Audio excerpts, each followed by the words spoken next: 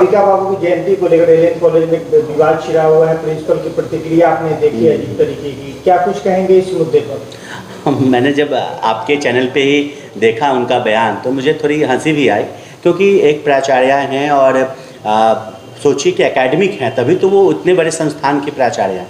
आप सोचिए कि जब कालांतर में जाइएगा और अंबिका बाबू ने उतना, हमें लगता है कि लगभग 100 एकड़ के आसपास की ज़मीन उन्होंने दिया वहाँ पे शैक्षणिक संस्थानों के लिए।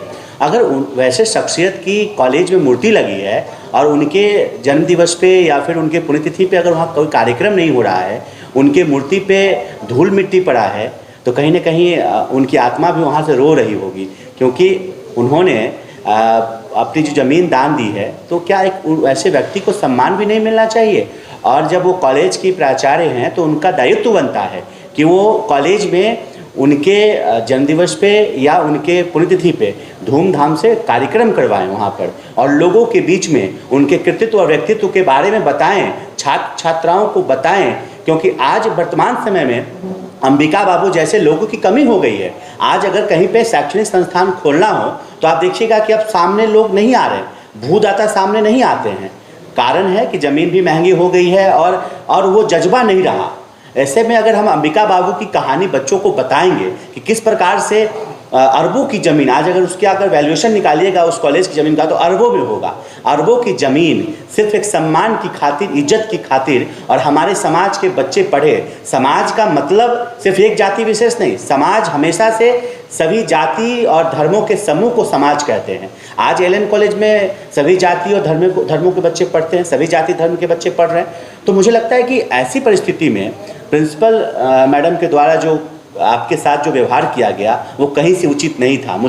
मैंने वीडियो देखा, वहाँ पे बिल्कुल आप सही थे। आपने तो जाकर वहाँ एक माल्यार्पण किया उनको। हर व्यक्ति का एक कॉन्स्टिट्यूशन राइट है। वो पूछ रही थी आपसे, मैं देखा कि आप किसके परमिशन से हमारे प्रीमिसेस में आए हैं, तो उनको शायद जानकारी नहीं है। हर एक व्यक्ति को ये आज़ादी है कि वो वहाँ आप जाकर वहाँ कोई नॉनसेंस तो नहीं फैला रहे थे, आप गुंडागर्दी तो नहीं कर रहे थे। आप अगर जाकर एक माला पहना रहे थे अंबिका बाबू को, तो ये कौन सा जुर्म आप कर रहे थे? हमको लगता है कि थोड़ी जानकारी की अभाव होगी या भूल बस उनसे ऐसा हो गया हो। हाँ, अगर इस मुद्दे पर बात करना हो, हमने देखा है कि बहुत सारे हमारे साथी जाकर बात भी किए हैं वहाँ, और लगता है कि उन्होंने आश्वासन दिया भी है। मैंने देखा सोशल मीडिया पर कि कई लोग गए थे, मिले थे, और उन्होंने आश्वासन दिया है कि हाँ अगली बार से ऐसा होगा। अगर नहीं होता है तो आप विश्वास करिए, मैं आपको वादा करता हूँ कि हम लोग वहाँ पर जाके धूमधाम से और परमिशन लेके हम लोग जिलाधिकारी महोदय को देंगे लेटर कि हमें वहाँ कार्यक्रम करने की इजाज़त दीजिए। हम लोग वाइस चांसलर बिहार विश्वविद्यालय से मिलेंगे, प्रिंसिपल के ऊपर ही बहुत लोग हैं ना, हम लोग वाइस चांसलर महोदय से मिलेंगे और उनसे परमिशन मांगेंगे कि हमको परमिशन दिया जाए। एलएन कॉलेज में अंबिका बाबू की जयंती मनाएंगे हम लोग। तो इसलिए सोशल मीडिया पर छात्रों के द्वारा ही वायरल वीडियो हुआ था, उसी की पुष्टि के लिए प्रिंसिपल से हम लोग बातचीत करने गए थे। उसमें भी उनके स्टाफ से आदेश लेने के बाद टोटली चीज वीडियो में मौजूद है, लेकिन इसके बावजूद एक तानाशाही रवैया मीडिया के साथ, अगर सोशल मीडिया ये कहे तो। नहीं, देखिए आप तो यूट्यूबर्स हैं, सोशल मीडिया चला रहे हैं, आपके पास चैनल है, आप एक पत्रकार हैं। आपके साथ क्या, हम तो समझते हैं कि एक साधारण छात्र के साथ भी इस तरह का व्यवहार नहीं होना चाहिए। आगे एक तो हमें लगता है कि एक प्रथा होनी चाहिए कॉलेज में, तो एक प्रथा होनी चाहिए। सिर्फ उनके जन्म जयंती और पुण्यतिथि पर ही क्यों, प्रत्येक दिन उनके पुष्प चरणों में पुष्प अर्पित किया जाए। प्रत्येक दिन एक प्रथा बनाई जाए ना।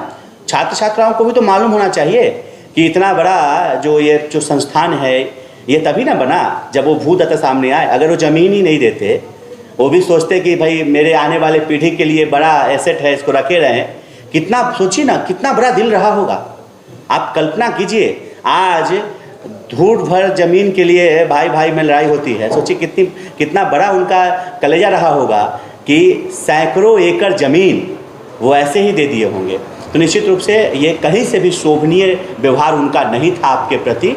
इसकी निंदा तो सोशल मीडिया पे हमने कमेंट्स पढ़े, एक कमेंट्स भी प्राचार्य महोदय के पक्ष में नहीं था, एक कमेंट्स नहीं था। सारे लोगों ने आपके पक्ष में लिखा है, और आपने सबने, चूँकि देखिए क्लियर दिख रहा है ना, आप एक सवाल कर रहे हैं और वो उखड़ रही हैं। और जब व्यक्ति तभी उखड़ता है जब उसके पास जवाब नहीं होता है, व्यक्ति तभी गुस्सा होता है जब उसके पास जवाब नहीं होता है। तो ये आपका सराहनीय कार्य है। जो काम आम जनमानस को करना चाहिए था वो आपने किया है। तो आपने एक अच्छे पत्रकार होने का, एक अच्छे यूट्यूबर होने का अपना दायित्व निभाया है।